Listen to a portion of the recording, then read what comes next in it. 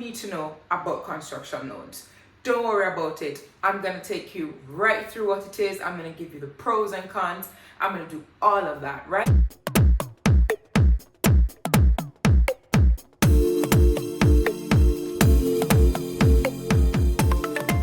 Hey guys, welcome back to my channel. Today we're going to talk about something that is super important, something that so many people don't know about, something that you absolutely need to know about if you're planning to build out your real estate portfolio. Are you ready? Are you ready? We have so much to discuss. Today we're going to talk about building real estate versus buying real estate. Building a property versus buying a property as it's already done. Now, here's the thing. If we're going to talk about this topic, you need to know about construction loans. So many people don't know about construction loans, but let me tell you, the day that I discovered construction loans was the day that my life changed, and you need to know about construction loans. Don't worry about it. I'm going to take you right through what it is. I'm going to give you the pros and cons. I'm going to do all of that, right? But the first thing we need to discuss is what is a construction loan. Here is the thing. It's quite what the name suggests. It's a loan from a financial institution to go construct a building on a piece of land or whatever it may be, right? That's really what a construction loan is. The bank is going to give you some millions. You're going to go build a property, build a building, construct a building with the millions that the bank gave you, and then you pay back the millions that the bank gave you every month plus interest for a particular number of years. That's really what it is. Now, based on what I just described, it sounds very similar to a regular mortgage, no? Well, here's the thing. You would not be wrong. It is very similar to a regular mortgage. Very similar. Now, how a traditional mortgage works is, let's say you find a $20 million house that you want to buy, most likely outside of Kingston or Portmore, but you find a $20 million house that you want to buy. You don't have $20 million. You probably only have $1 million. How a traditional mortgage works is you're going to give over your million, pay your million to the vendor. Vendor is the person selling the property as a deposit, and then you're going to go to the bank. You're going to apply for a loan for the balance of the 19 million, right? When the bank approves this 19 million, they're going to pay over the 19 million to the vendor, and then you are going to pay a sum of money every month for a number of years back to the bank until you have repaid your loan. That's a traditional mortgage, right? A construction loan is really, it's not very different. But I'm going to tell you what the differences are in a minute, right?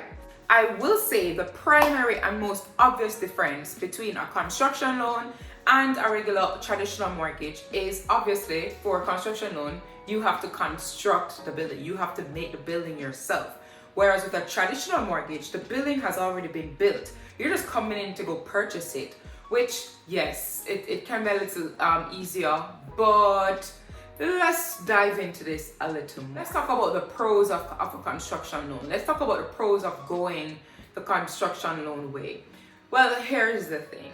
In my humble opinion, and I mean, I'm a nobody, right? I'm just a little girl with a little bit of sense, who have a little bit of sense as it relates to numbers and whatnot. So, yeah. But in my opinion, a construction loan is way better. Why? You get so much more value for money. Look at it this way. You're going to go borrow $25 million to buy a one-bedroom apartment in Kingston, or you can go borrow $25 million to go construct a four-bedroom house somewhere else. It's literally all within your control. I think you have so much more room to get exactly what you want and to have more value for your money going the construction loan route, right? That's the primary benefit to me, the primary pro, in my opinion. It's just very flexible. If you want a four-bedroom, but you want one of them to have a weird ass ceiling because that's something you've always wanted since birth, well, you can go do your weird ass ceiling here, right? With the same money that you'd be borrowing had you gone the traditional mortgage route. So that's the obvious benefit. The second benefit, or the second pro, is that you get to build equity in this property faster. If you were to go the traditional route, you would borrow this $25 million, for example, and you would have to wait for it to appreciate for you to build equity really. I mean, yes, every month you pay your mortgage, you're building some sort of equity, but are you really? When you take into consideration the interest rates and the fact that how, you know, the loans are repaid, most times you're paying interest first, so it's going to take a bit of time for you to develop some equity.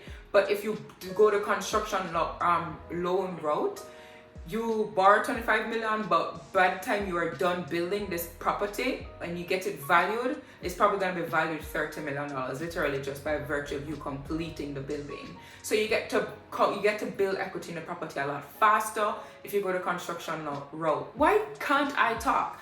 I mean, this may be the fact that I've had 100 million cups of coffee so far, but are we surprised? Plus, I'm home with my Keurig.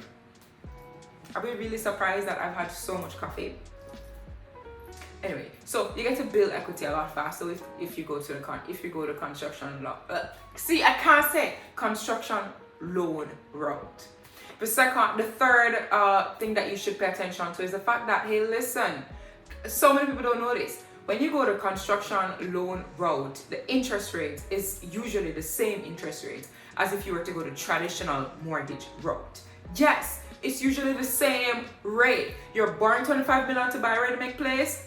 The interest rate is 7%. You're taking out a construction loan to build your dream house. The interest rate is 7%. Okay, it's usually the same interest rate, right? So I'm pretty sure at this point you're realizing that, okay, this sounds like such a great option. But with everything in life, there must be some cons, right? Right, Anna? What are the cons? Don't worry about it. I'm going to tell you the cons because there are cons. The first and most obvious con is that it's going to take a lot longer. If you were to find somewhere already that's already been built, all you have to do is put in an offer, submit your application to the bank, and bam, within 3 months time if it's a normal transaction, within 3 months time you're in your new house, right?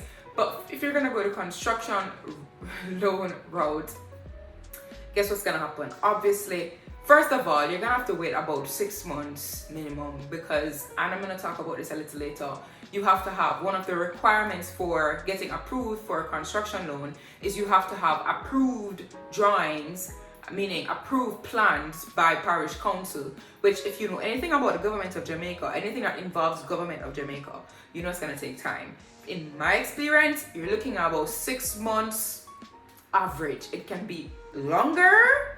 I've never seen it shorter. So it's going to take that time. Plus, when you factor in the application period, at the bank, that's going to be about another 3 weeks. Plus, to actually build the actual structure, that's going to take some time. Maybe 6 months to a year, right? And you're going to see why when I go into the rest of the information, why 6 months to a year. If you come in with your cash money up front, everything is there, the full 25 million is there, you can build your house in like 3 months, you'll be fine, but that's not how it works with construction loans, which you'll understand a little bit more about a little later. So the obvious con is that it's going to take a lot longer than if you were to just buy a ready-made place, which I feel like everybody should have readily appreciated that, that it's going to take a lot longer. I mean, what I always say is that you can't be getting all of these amazing pros just like that. Like, what I've learned is that everything that's worth having comes with some sacrifice. And to me, this is a sacrifice that you're gonna have to make, right? The second con is that it relates to how the bank releases the funds, and it relates to inflation.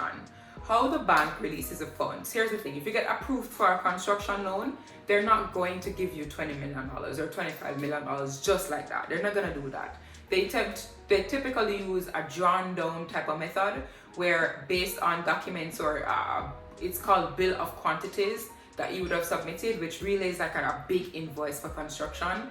Based on the invoice / bill of quantities / BQ that you would have submitted, the bank pays out in stages. So you said that the foundation is going to run $800,000, they are going to only release $800,000, right? And then you have to prove that the foundation is done. Once you prove that the foundation is done, then it has to go back. The file is resubmitted. They're gonna tell you that it's not gonna take that long, but in reality, it takes some time, right? the file is going to be resubmitted with evidence that it's been done, and then you're going to have to wait again for another disbursement to do. For example, you need to start blocking up. You're gonna have to complete the blocking up, show that it's been done, prove that it's been done, and then the file is resubmitted again, and so on and so forth. The money is released in stages. They use a drawn down method, which it adds to the fact that two things that I think it affects two things. First, it affects the time. Obviously, it's gonna take your project a lot longer to finish because of the drawn down method. If you're going through NHT, depending on your project officer, oh my god, it can take forever. And the second thing is that because they are releasing the money in stages, and because we live in Jamaica, and because inflation is like attacking us crazily over here, you know, you can buy a ton of steel. Maybe you can buy a ton of steel for $170,000 per ton now, but like 4 months later, it's probably gonna cost you $200,000 per ton. You know what I mean? So if you can just buy as many materials now as possible, a little bit cheaper for you in terms of the project. But because they're doing the drawn down method, you won't have that space, that leeway to just, you know, buy as many materials as possible. You're only going to be limited to the materials for this particular phase, then that particular phase, then that particular phase, which the cost is going to eventually add up, right? So that's an obvious, that's a con that I think cannot be ignored. And then the final con that I can think of is, and this is quite unfortunate, is that because of the reputation that contractors have in Jamaica, building contractors have in Jamaica, oh my god, I don't want to lie to you, I'm not gonna lie to you, I'm in real estate and I don't want to say this, but listen, it's, guys, depending on the contractor that you pick, they can run away with your money, they can like have a whole heap of shortcuts and stuff like that. The result is like 5 years later, your building tumbled down upon you, all sorts of things. So you just have to do your due diligence to pick a great contractor. You have to do your due diligence to make sure that your contractor isn't gonna run away with your money. You know what I mean? You need to see like work done before. They need to have a sort of reputation for you to be able to have some sort of peace of mind as to, you know, the quality of the building that you are getting. Another con which I just thought about is that, listen, in my experience, guys, you cannot go for a construction loan and not have any money, period. First of all, the bank is only going to approve 90% of your BQ. That's the first thing. So you're gonna have the 10% in cash yourself. And in my opinion, that 10% in cash is still not gonna be enough. Because something that you can do to bridge the gap between the time that the bank is going to take to release the funds for the next phase is you need to have your own money to start phase 2. So while the bank is processing your file, the work wouldn't stop, the work can keep going.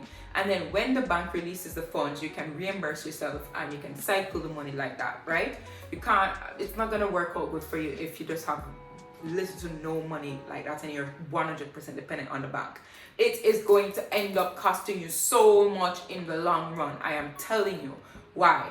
First of all, workers are paid. This video is going way in a direction I'm not planning for it to go, but workers are paid. So you have two types of workers. You have laborers and you have masons. The masons are okay, right? Because they get paid based on, I forget official term in economics, but they get paid based on the number of blocks they lay. They get paid per unit. I don't remember the econ word. I know the construction way, which is that, they get paid based on the work that they do, right? Whereas laborers are paid a per day rate. So the longer the project goes on, the more your labor bill is gonna add up, because these workers are out there, the more your labor bill is gonna add up. You understand? So it's in your interest to box off this project as quickly as possible, and you're not gonna be able to do that if you don't have any cash reserve at all. You need to have some cash reserve beyond the 10% that the bank requires you to have, because in reality the 10% will not be enough, right? So that's a con. But guys, I keep having to come back to the pro, right? When you pull through and you finish this project, you can build on your equity so much quicker, because than if you were to go the traditional route. If you go the traditional route, you have to wait years for your property to appreciate by $5 million, for example. But if you were to do your own construction, there are little things that you can do that will automatically bring up the value of the property. For example, you drop some granite countertop, bam. You have porcelain tiles, bam. Things like that. You can add on a little room, nothing big, and call it office, bam. Like there's so many things, and it's all within your control because you are building it, right? So yeah, you have to always remember that when you think about the cons. Can you tell I'm biased? Can you tell I'm biased? Let's say you've pulled through the video so far, and you are interested in a construction loan. Here's the thing, just approach a bank, ask them about their construction loans. If they don't know about construction loans, you probably are talking to the wrong people. Go to a bank that knows what a construction loan is, right? Even if it's not called a construction loan at the bank, when you describe what I just described to you in this video, they should be able to know, they should be able to point you to the product. But essentially, it works pretty much on the same interest rate. You get 25 years usually to repay a traditional mortgage. You get 25 years to repay a construction loan. So it works pretty much the same. The processing fees are around 2 to 3%, same as a traditional mortgage. Same paperwork required, but for construction loan applications, you also need to submit approved building plans, building drawings as per parish council. Parish council, in whichever parish you're gonna build, need to approve your drawings. And that, as I said, can take about 6 months. But once you get it approved, you need to then go to a quantity surveyor for them to prepare a bill of quantities, which is like an invoice for construction. Once they prepare that, you submit those two plus all the regular documents for a mortgage to the bank, and bam, you're on your way. You're on your way. Then you do your due diligence to find a good contractor, and then bam, you're really on your way this time, for real in real life. Guys, this is all I have for you in this video today. If you found this video helpful, please, how do YouTube thing go? Drop a like. That's what the cool YouTubers are saying these days, I've noticed. Drop a like, comment, share with your friends and stuff like that. Yeah, so that they can be aware of this content, so that more people can know about construction loans. I mean, a traditional mortgage it doesn't have to be bad, but sitting down with it for the full term, you're paying for the house 2.5 to 3 times over. You need to have a plan when you take out a mortgage. The plan can't be what the bank give you. That cannot be the plan. That cannot be the plan. Do you understand? I mean, it can be the plan. People have that plan all the time, but do you want to hack your portfolio? Do you want to hack growth for your portfolio? Do you want to grow really quickly? Do you want to retire really quickly? Because if you want to do all those things, you can't sit down with a plan that the bank is going to give you. Oh, pay this mortgage for 25 years, you're good to go. Nah, son. Nah, fam. So if you want a different way, this is another way you can explore. Get more equity in your property, get your dream house, your real dream house this time. You also can't sit down with the plan that the bank is going to give you. Oh, pay off this construction loan in 25 years. You also need a plan to hack that too, right? But we have to start somewhere. I hope you like this video, guys. Don't forget to like, subscribe, comment, and share. I will see you in my next video. Bye.